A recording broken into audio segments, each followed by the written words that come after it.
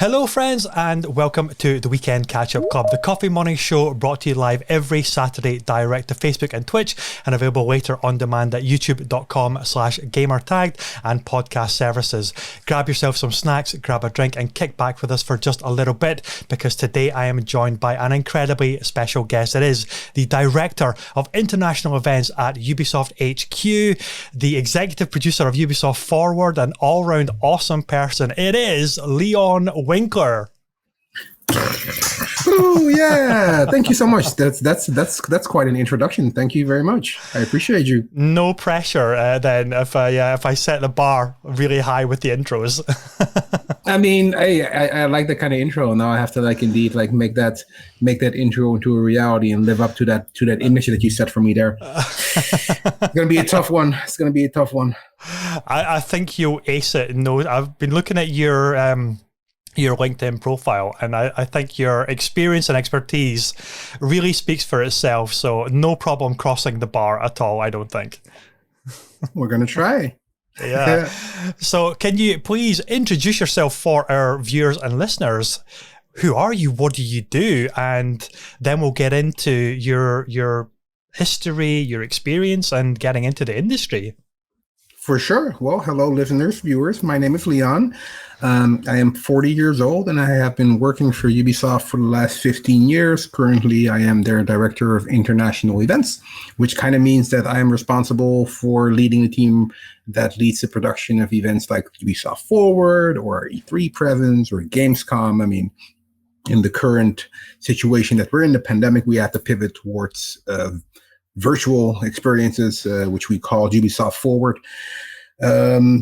Before Ubisoft, which seems like a long time, which is a long time, 15 years, I had my own production company and I produced TV shows for a local channel that is part of the MTV network. And other than that, I'm Dutch. I'm from Amsterdam, born and raised. Normally I commute between Amsterdam and Paris for work. Nowadays, for the last year, I've been stuck here at home in Holland, which is not a bad thing. And let me see what more. I like movies. I like playing video games. My favorite color. No, I think you kind of get it. Yeah. So 15 years working for Ubisoft in events, video production, organizing events like Ubisoft Forward, which is the most recent virtual event. The most recent one just came out a few weeks ago, I think it was. It went out live on June Twitch 12th. and everything and YouTube. Yeah. They are incredibly polished for a virtual event. How challenging is it to... I mean, they're challenging it at the best of times when you can be in the studio where there's no restrictions on social distancing or masking up and this kind of thing. But to do that all remotely, where do you even begin? Can you talk us through that process? I mean, honestly, it was actually pretty smooth. Very little inconvenience in that regard. I think in the sense that the lockdown kind of allowed me to produce a show from my bedroom, which was kind of cool. It's basically I can run you through the process. We had to select a new agency. Basically last year, I'll flash back to last year, February. We were in Toronto, my team, some of the other teams talking to our agencies to produce a physical E3 show. We got the call that the show was canceled, so we had to basically right there and right then be like, okay, well, let's kind of cancel all of our plans. And we had such cool plans for experiential cool stuff for Assassins and all that kind of stuff. Never worked out. But we had to pivot towards, indeed, a virtual show. So we had to select a new agency. Now, some of our teams, I think it was the Ghost Recon team, they recommended an agency that they work with. They pitched together with some other agencies, but we ended up with this agency that Ghost Recon worked with. And basically, the process is we briefed them on the global vision. The cool thing with Ubisoft Forward was that, first of all, we didn't have that much time to kind of shift towards a new platform. So what I did is I recycled some of the work that our US teams had done on a kind of on paper brand called Ubisoft Forward, which was a trailer show with a voiceover. But kind of all the branding was already done. At least there was a creative vision for it. So I kind of like took the work that they did and used that to also brief our agency. They created the overall look and feel for the show. And then we had to start filming. The cool thing with Ubisoft is that we have studios all over the world, meaning that in a world where you cannot travel, you have to work with local camera crews, local camera and audio crews. So basically it was me sitting in my bedroom, looking at a screen, looking at our director, looking at a screen, like kind of like directing our different speakers to talk about their games. But it was, I mean, of course, I'd rather be like up close and personal with all of them. But honestly, it worked quite well. I mean, in the situation that we had, it worked remarkably well. And the cool thing with these virtual events is what you see is that the reach of these like 100% virtual events is so much more obviously than a physical event, because at the physical event you reach, let's say Gamescom, you reach 500,000 people, which it's a lot of people. Yeah. But with a Ubisoft Forward, our first show, I think we were around 10 million, something like that online. Yeah, it's insane numbers. So it's insane. So honestly, it was cool. I mean, for me, it was a challenge. It was super challenging just to get, how do you say that, to get used to the whole new ways of working. But I think in a good way challenging, because it challenged us to really rethink how we basically created a platform. And we had to create a platform from scratch, which we did, which was pretty cool. And it worked out, thank God. Yeah. Otherwise, I probably would have been fired or something. But I'm still here. Hopefully not. So I would imagine that's incredibly freeing as a creative person to trying to come up with a solution for a professional looking format to create an event and get it out there to as many eyeballs as possible. Like the actual brainstorming part is, okay, what should this format be then? Since nobody can be here in person, it's not like you're on stage talking to a big audience and then therefore you can, like, afterwards you've got the networking side of everything as well. Like there's press interviews and all this kind of stuff. It is very much a video show essentially. You have to put together. Is it way more freeing for you as a creative person to experiment and see what you can do with this format in a remote context, as well as just like a video, quite a passive experience for viewers? I mean, honestly, I think doing physical shows has its own challenges. We try to do, when with our E3 show, we every year try to do something kind of like special, kind of like over the top, something that kind of like caught the attention of the crowd, even though it might not have had that much to do with our games, but kind of like these wow moments, as we call them.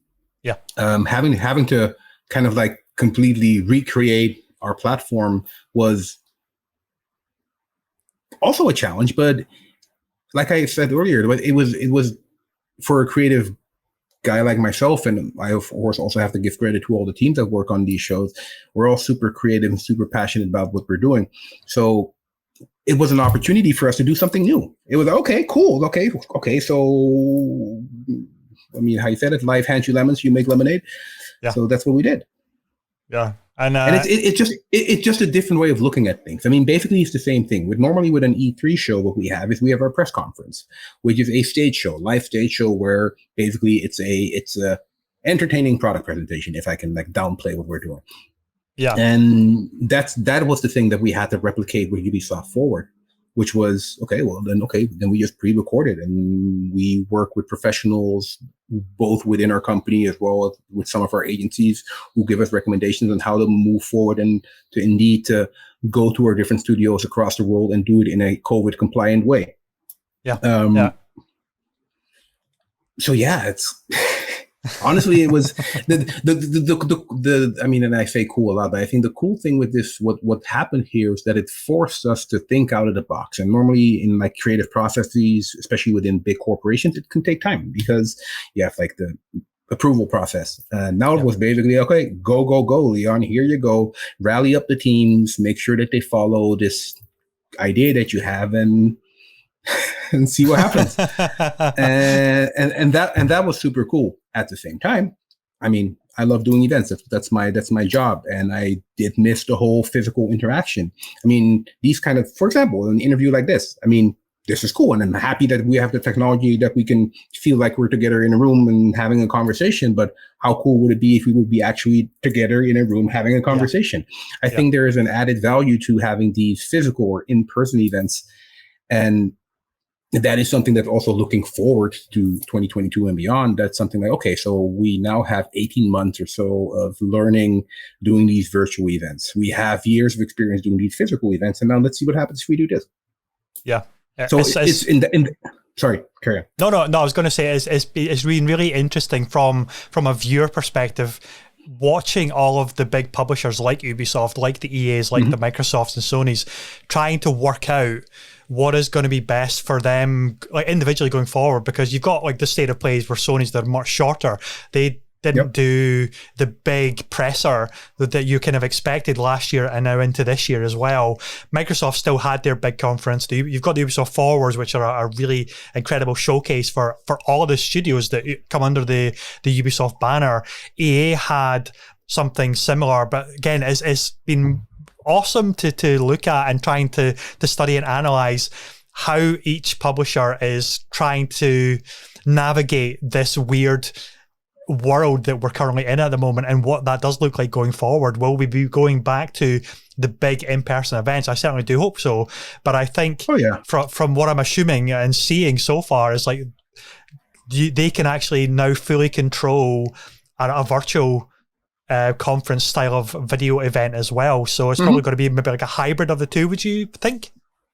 Oh yeah, I think so. I mean, I can only speak for myself, and even within my own kind of like slice within the Ubisoft pie, I can only just speak on that specific segment. I mean, I think that especially within the digital entertainment industry that we work in, having physical interactive or physical interaction is super important.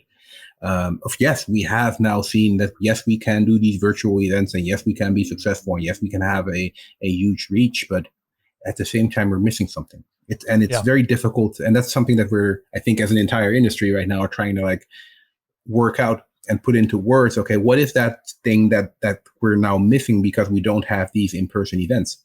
And I think it's a part of emotion, because when you're all together in a room, either watching a conference or playing video games or going through the LA Convention Center, walking around, seeing all these huge experiences, that shared experience that you have there together with thousands and thousands of people is much more valuable, and it resonates much more with someone than when you're just watching a video, or basically just because, I mean, it's throwaway kind of content. And at least that's, I think, how I personally would look at it. I mean, I can forget like a YouTube video that I watched earlier today, but when you're actually there, experience it, having a tangible experience, being able to like indeed meet new people, get new perspective, play cool games, be at the other end of the world, these kind of things, they matter. And I think regardless of what will happen, people will try to find a way to make these kind of like physical touch points happen. I mean, I don't think, and once again, I don't know, but I don't think that in the next years it will go back to normal like it was before COVID. No, I don't think so. But I think with caution, we're going back to these kind of like events. Yeah, I think of when I think of events, I think of the difference between theater productions and cinema productions. Cinema has, for better or worse, been able to kind of give you a similar experience in the home with the digital platforms like the Disney Pluses, the HBO Maxes, but there's still never been a translation equivalent of like being in a theater watching a live theater production. And I think that's the same with live conferences as well, where you get that immediate connection. You feel the electricity in the air when you can see, the developers on stage, the creative directors on stage right there talking about their game, talking about their project. You can feel the energy in the room, and that's what theater does so well. And I really hope that because of that kind of magic that you can really sense, that events, live in-person events, will never fully disappear. I certainly hope not anyway. No, they won't. Oh, they won't. I think other than the digital entertainment industry I was talking about, we as humans, human beings, we have an innate need to physically interact with people and meet people and network with people and share ideas and share stories. That's just who we are as human beings. So I think regardless of what happens, and yes, the last 18 months have been super scary for networking purposes or physical networking purposes, but we'll go back to it. I mean, it might take some time, but we'll go back because that's what we as humans do. Yeah, we bounce back. We find new overcome. ways. Yeah, we all have an enormous capacity to overcome like incredible odds, and it's wonderful to see as well. So let's wind back a little bit and talk a little bit about how you first got started. I noticed that one of your first kind of projects was something called Urban Lifestyle, and that was, I guess, like film production based, and that was how you really kind of got going, I guess, with this this direction into where you are now. It was something completely different, but kind of similar, but different. I think my experience that I had with Urban Lifestyle helped me with producing something like Ubisoft Forward. But to go back to how that all started, and we're talking 20 years back. I mean, we're talking early 2000s. I was in my late teens working at this cafe / club in small place in Holland, where at a certain point in time I started producing R&B and hip hop parties because, well, it was late 90s, early 2000s in Europe. It started to bubble up. The culture started to kind of like trickle over from the States, started to become more of a serious kind of thing because money was being made in that culture. Yep. So I started doing these parties. These parties sold out. Did that all kind of like throughout Holland. Had to also DJ because I didn't have any money in the beginning to like hire DJs and work with DJs, so I had to DJ myself. Through that started talking to basically people that kind of like venture in the hip hop and R&B culture here in Holland, and I remember like it was probably like 1 or 2 years later, maybe less. This one night I couldn't sleep and I had an idea for a TV show, Urban Lifestyle, that's focused on the upcoming R&B and hip hop culture here in Holland. And next morning woke up, I have no idea what I was doing back then, probably went to college or shit, and couldn't get the idea out of my head. In the evening, still had the idea in my head, wrote it down, started talking about it with my brother. With my older brother, was basically a hip hop head. Didn't really know that much about the actual culture. I just liked the music. Yeah. Fine-tuned it with my brother, and after a few hours of brainstorming, we ended up with a pitch, with a format for a TV show, which we didn't actually think that we were working on. And I ended up sending that to different like production houses here in Holland, because I mean the Dutch are very well known for producing some of the biggest TV brands in the world, like Big Brother and all these reality TV show wonderful things. It's very Dutch. So we actually sent it out to I think it was Talpa Networks, one of the big companies here, and they invited us for a conversation because they were interested in the format and wanted to buy it. Wow. And we were like, whoa, what the hell? Okay, so apparently if this huge conglomerate is interested in this format, apparently there's something in there. So maybe arrogant as we were as like late teens, early 20s, we were like, okay, well, thank you for the interest, but we're going to do it ourselves. Since at that time I went to the University of Amsterdam, I studied media or film and television sciences, it was called back then. I had a small network of people that had cameras. We managed to film a pilot for the TV show with the help of friends and friends and all these kind of things, with this roping everybody into the process as much as you can. Oh yeah. It was like my brother, his then girlfriend, my younger brother. Like it was like a family kind of business, some friends that we knew from back in the days.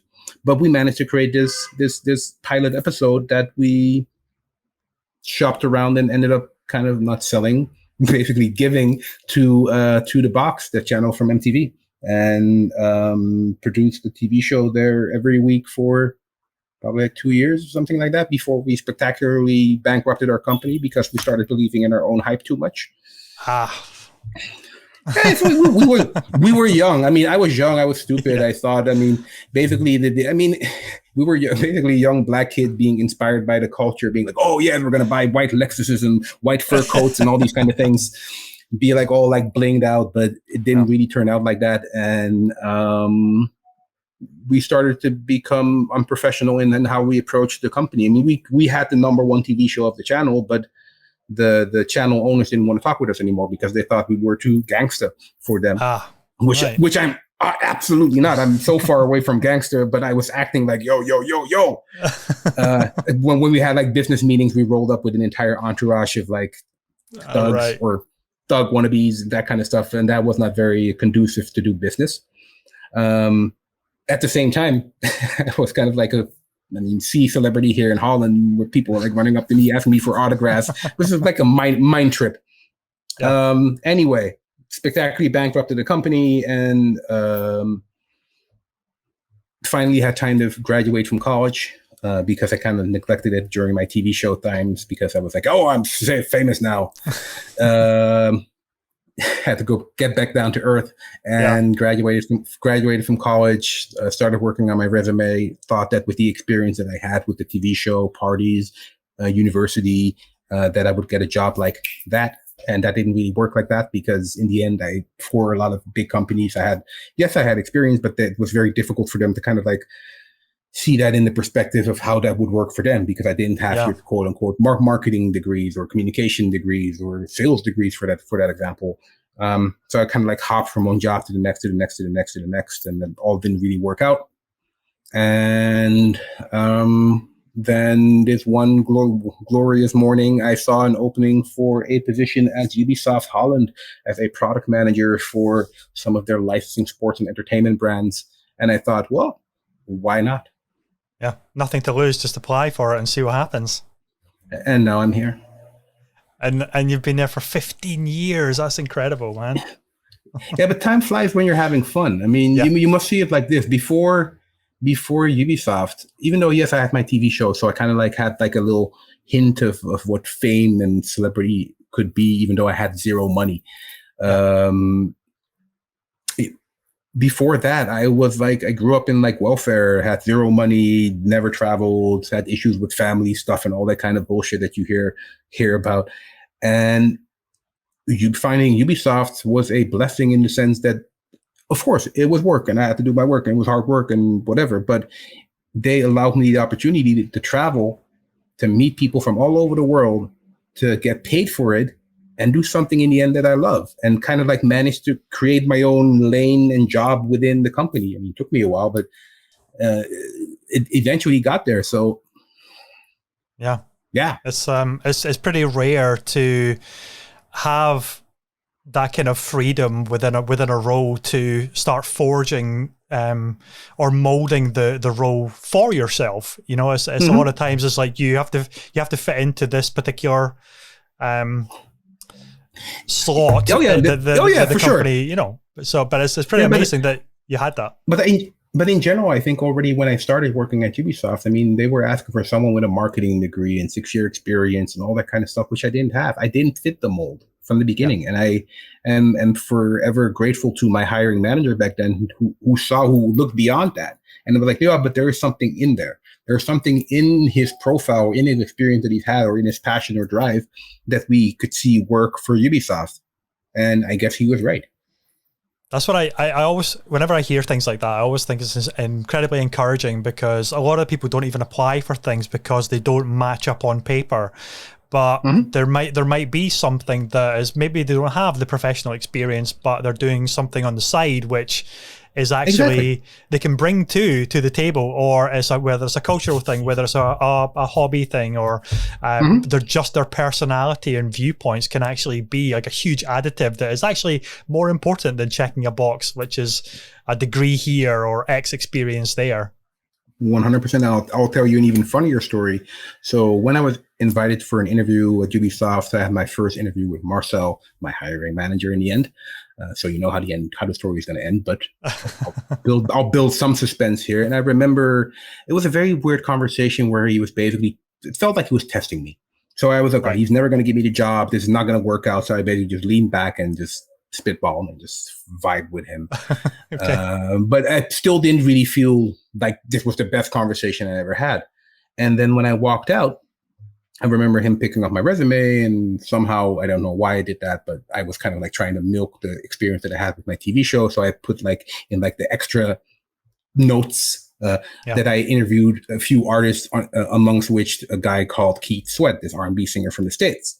Apparently, Marcel was a big fan of Keith Sweat. So when he saw the name, he was like, oh, by the way, before you leave, I saw that you interviewed this dude. Was he really such a pimp?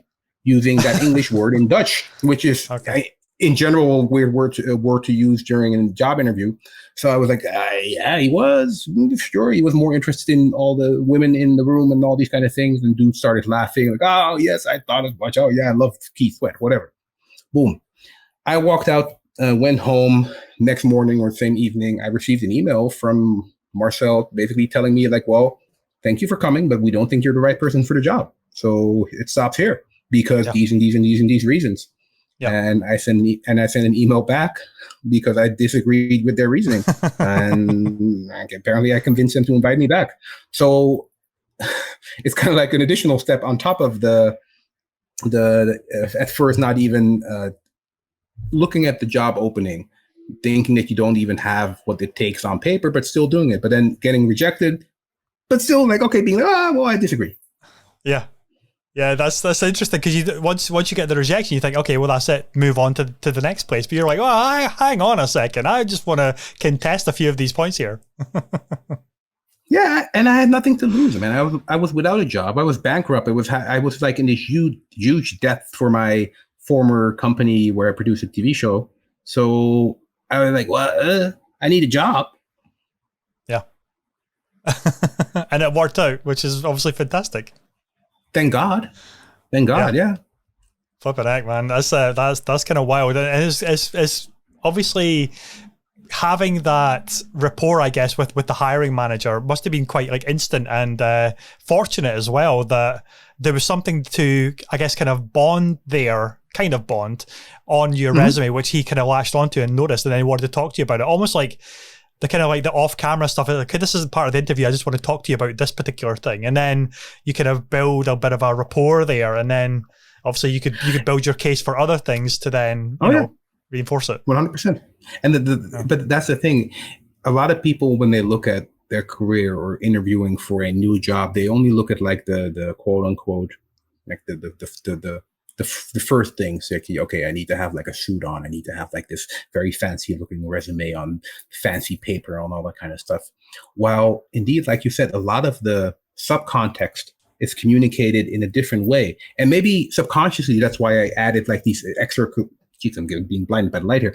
So why I'm added like these kind of additional notes to my resume, because maybe I was just setting up some hooks for people to be like, oh, yes. And what I've noticed after I got the job and started working at Ubisoft, that a lot of the business deals, and also when it comes to my career, of course, it for a big part came through the body of work that I created across the years. But I remember this vivid conversation that I had with my ex-girlfriend. I used to be super shy. And like always, in the beginning years of Ubisoft, I was super focused on my job, was there at 9, left as first to arrive, last to leave. And when we went on like business trips, I did my work, went to the seminars, went back to the hotel, went to bed on time. Yeah. My girlfriend at that time was like, you should not do that. I mean, of course, you do your job, but especially when you're abroad and in these hotels, go to the bar, talk to the people. You're there. And once I started doing that and being like, oh yeah, so this is how it all works. It's not just the of course, once again, body of work, creating quality work is super important. That's the number one thing. Yeah. But creating that rapport, it's about that. It's about, okay, how do you put yourself on the map? How do you make yourself memorable? And I kind of think maybe from the beginning, I kind of also approach myself as a brand. Say, okay, well, I guess I have to brand myself so that people know what I've been doing, good or bad, hopefully good. That's obviously supportive of a lot of the conversation that I get to talk to with various people in the industry is yes, you can do the job, essentially what you're hired to do, but so much of actually achieving goals for a particular project or different professions is communicating with other departments and other teams, and that networking aspect of it as well is that you can't put enough emphasis on just how important it is to be able to talk to people rather than doing everything over email where there's absolutely no tone or necessarily context is obviously missing, and therefore something might get taken the wrong way even though it wasn't intended. But if you just pick up the phone or go over and talk to somebody and have the discussion and hash out a problem and then come up with a solution, it is so much more valuable than trying to do everything over like email correspondence or in your little cubicle, your tunnel vision. I've got to do my job. I can't talk to anybody. But when you actually get into the rhythm of just going over and talking to colleagues and working something out, hugely important and beneficial for everything. And also so much more fun. It makes your job so much more fun because otherwise it's just a job. I mean, and I assume that you realize, but a lot of people don't realize that your job is something that you do for a big part of your life. You better have fun while doing it. And I think the fun part comes with the interhuman contact that you have. And of course, there are some colleagues that you might not find as engaging for you as others, but that's okay. I mean, in general, it's like people nowadays seem to be, and especially nowadays with COVID, but even before that, they seem to be afraid of social context or just looking at people other than just, okay, this is my workmate. Sure, it's your workmate, but it's also a human being. It's like a human being. And even your managers, your superiors, the CEO, from CEO level to everyone down, everybody is a human being. And I think once you've seen that, and once you kind of also in yourself allow yourself to be a human being, be flawed. You don't have to always be perfect. Of course, you need to strive for the best, but it's okay not to be perfect. It's okay. Yeah, I think that's lost a lot of the times as well because of the expectation and pressure, which, there's a lot of responsibility to perform. Of course. And we're worried. We frequently get kind of defensive of showing that there is some kind of like stress or weakness there, whereas it doesn't have to be like that at all. It's okay to reach out and talk to people and try and get support. Yeah. I mean, we don't live in a silo. If you don't have your own company and don't work for yourself, you're not working in a silo.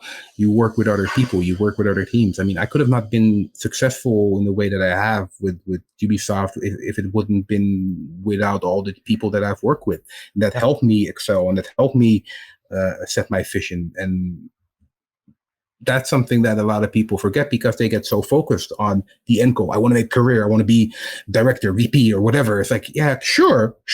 But I mean, at least make sure that you have like fun along the way. I mean, enjoy the ride. Otherwise, you're just focused on just the work bit, which is, of course, it's a part of it. But come on. Yeah, and if you are fortunate enough to get to what you maybe set out, that goal that you set out to be like a VP or president or whatever that goal was, it might be incredibly hollow if you are fortunate enough to even get there because you didn't build relationships or have fun whilst you were climbing that all of those milestones and steps. In the end, the title is just a title. I mean, of course, I'm happy with the fact that I'm director of international events at Ubisoft. Sure, I'm not going to hate on that, but that was not per se my goal. When I started at Ubisoft, that was never I was already happy once again to have a job. Yeah. I was happy to have not just a job, but have a job that, I started working for Ubisoft in July of 15 years ago. Sorry, Cameron, it's 2006. And I remember we had this press tour to the south of France, Montpellier, a month later, where I was there like as a broke dude who just started working a month at a new company with this Nintendo journalist on my right side on the beach being paid for that because I had to like make sure that the dude had a good time. So we had to get a drink, to have some food. Of course, you had to play the games as well because that's the main thing. But it was like, I was like, oh my God, this is the dream job for me. Like perfect. Yeah. They fly me across the, well, I mean, it wasn't that far at that time. They fly me to this remote location to play video games with a journalist, and pay for my food. Yeah, that it is a dream gig when you explain it like that. But that obviously doesn't talk to all of the hard work it is to actually deliver all of this kind of stuff as well. Yeah, but I mean, yes, for sure. But I mean, I don't look at it as work. I like what I do from the get go. I mean, I mentioned it earlier. I mean, I used to do parties. I used to produce R&B parties, and the reason because I like doing that because I like seeing people have fun. Yeah. That's my thing.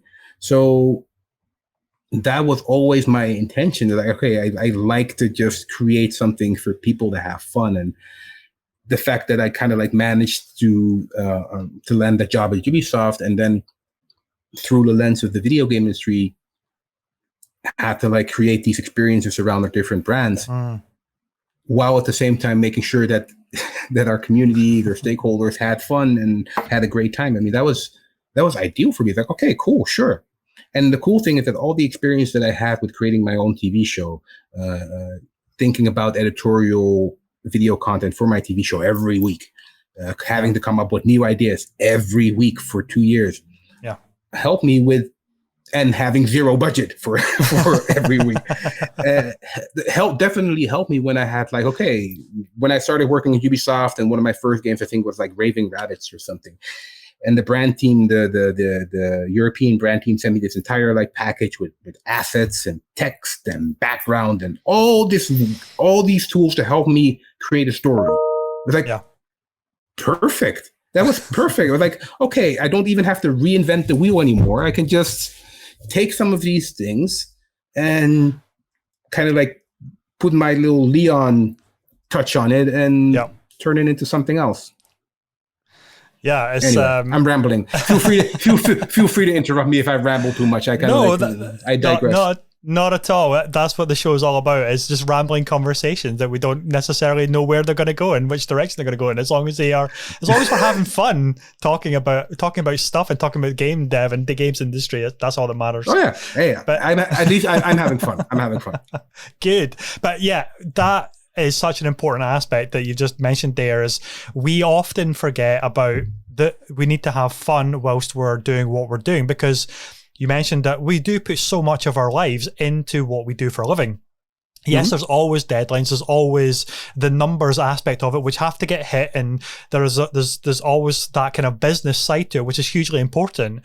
But ultimately, if we're not enjoying it, if we're not having fun doing it with our colleagues and with the tools that we're doing, with the experimentation side of it as well, is what you're ultimately going to deliver as well is going to be not as great a project, because you haven't been having a great time crafting something, delivering something, and it shows usually in the final products and the final, when you get to the end, it's like, did I actually enjoy that? And then you're not going to want to go into the next one as enthused or as energetic or as passionate. So fun is often like not overlooked, but we don't highlight it, just how important that is as teams to have fun with each other and work the best we can.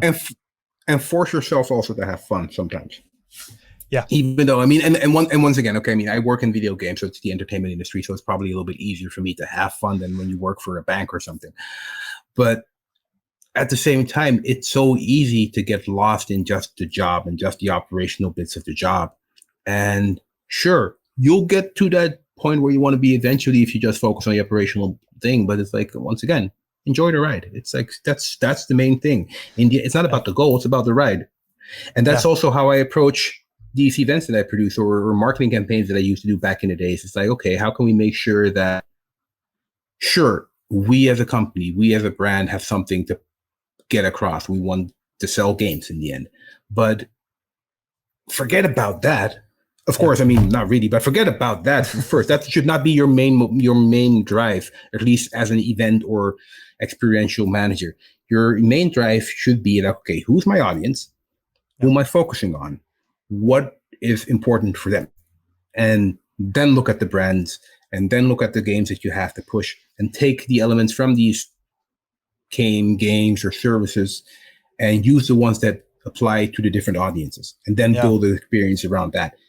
Instead of just looking at, for example, a show like E3 or conference, in the end, it is a product presentation. In the end, that's what it is. Sure. It's a way to show new content so that people get excited and hopefully buy our games. That's for the entire industry. That's the case. Now you can approach it like that, product presentation, which sure, or you can approach it as an opportunity to entertain. I mean, people don't want to watch a product presentation. That sounds boring. I mean, to me, it sounds boring to me. I don't want to watch a product presentation. I do want to watch a show. I want to watch something entertaining. And we have entertaining content. That's what we do as an industry. We tell stories. We create digital experiences. So we should be good at building an experience around our experiences. Yeah. And use all these different elements of games or storytelling to draft an even bigger story, which I love doing. Yeah, obviously. I mean, so much of the marketing side of the games industry is it's so important to give the experience and that emotional attachment of what do gamers think about when they think about your brand. And that's what brand experiences is so vital. And I think events are uniquely placed to be able to do things which when they are back to like in-person events and that kind of thing, is like you have the opportunity to engage directly with people in a way that you can't do necessarily over a commercial, which is very passive. And but the thing is that excites me as well as a digital designer is there's so many interesting tools nowadays to create online digital experiences that are interactive, that are driving engagement, where you're asking something from the viewer, in whether it's in a web browser or it's on like something on an app on a phone or something that you download and you can maybe access it on your console or whatever it is. There's so many opportunities to change what you think advertising of a product is nowadays. And I think for the games industry seems to be always pioneering that maybe more so than any other industry, or that's what it feels like to me anyway. What about yourself in that regard? I mean, that's how it felt to me when I did marketing for our games, because I mean, to be honest, I had not that much marketing, not that much theoretical marketing experience reading the quote unquote historical books about marketing. I had no idea. But what I did have is that kind of like hustle mentality from doing my TV show and approaching marketing through the lens of basically hip hop and the hip hop culture, having hype around your brand. How do you create hype? How do you create clout around your brand? How do you make sure that people talk around your brand, about your brand? That's how I approach it. Yeah. So how for advice for anybody viewing this wanting to get their start into the games industry, as whether it is events, whether it is digital experiences, what kind of things would you offer to them?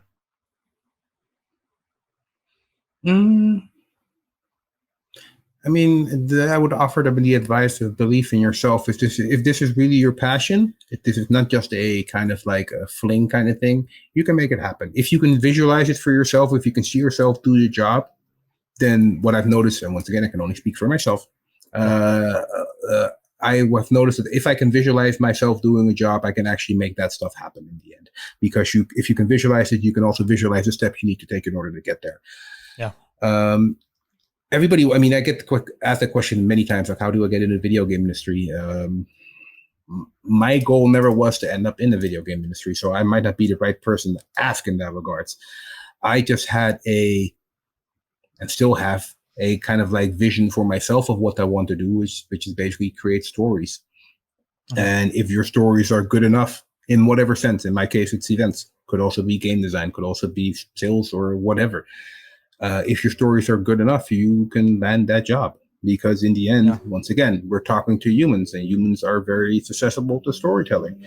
Yeah. And in that way, you can also sell yourself during a job interview, because that's basically what a job interview is. You are there telling your story, and you can have like the cookie cutter story of I went to school, blah blah blah. That's what they hear all the time. Or you can have something a little bit more unique, and maybe you miss. Or like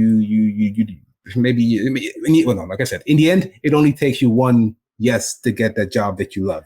And I think it is worth pursuing that, and maybe getting a few no's along the way, as long as in the end you end up with that job.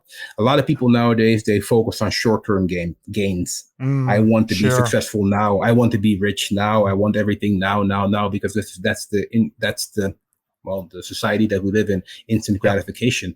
There's no instant gratification when it comes to in my opinion, good and happy career, because it can take time. 100%. And it will take time in order to as well. Yeah, and that's why I think it's, sorry. No, go ahead. No, I was going to say, I think a lot of that comes from the advent of influencers and social media. You see these overnight celebrities popping up with millions of views on their channels. And a lot of that kind of instant gratification comes from that. But as you said, it's very hollow, because then you're beholden to, okay, I've posted a video, but I'm not getting nearly as many views or likes or comments. Therefore, that impacts not just mentally, but you must think, therefore, people don't like me anymore, or I'm not valuable anymore, because I've latched onto my worth is tied to views and links and all this, likes and all this kind of stuff. Whereas it's not that you haven't built the foundation to have a long, really healthy outlook and career, which that's grafting comes from that, you know? I think if you're looking for happiness externally, you will be disappointed always. You need to look for happiness internally. I mean, you need to be happy with yourself, and then whatever you want to be, do whatever you want to do, as long as you're happy with yourself. Don't look for that. And it's hard. I mean, every now and then I still have it, but it's easy to fall into that trap of I want to have the likes, I want to have the views, I want to have whatever. The ego needs to be satisfied. You want to get people to like you, but in the end, it doesn't matter. It really does not matter. I mean, of course, you don't need to be a dick, but I mean, it's more in the sense that all these social media likes and all these kind of things, they don't matter. I mean, if are you happy in your life? Are you happy with your family? Are you happy with your relationships? Are you doing good for the people around you and trying to inspire other people to do good as well? That's all that matters, because in the end, I mean, man, I'm 40 now. I mean, remember when I was 20 and I was so focused on being famous and being whatever. It's like, it doesn't matter, because I had that little touch of fame and it was fucking hollow. It was empty. Yeah. It was empty.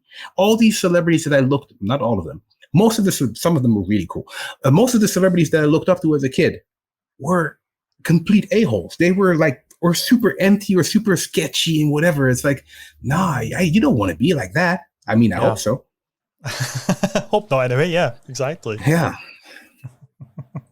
But that is a wonderful point, I think, to maybe end the show on for this week, because it is so important to find value in stuff that is substantive, that it isn't the material things, like the surface things, because it's easy to get the FOMO. Oh, you know, I've got to be here because everybody's here. I got to have the latest thing. I got to get that instant success, and therefore the core isn't strong, and you feel it. You know, you really do feel it, and it's not sustainable, right? Because then you think, if I can't upload a video for a week or 2 weeks, then the entire audience is going to disappear. But you're focusing on the wrong things then, and build it from the center out rather than the outside kind of inward. I guess I'm rambling now. Yeah.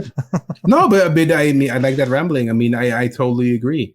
It's like, who cares what other people think about you? I mean, just do what you feel like.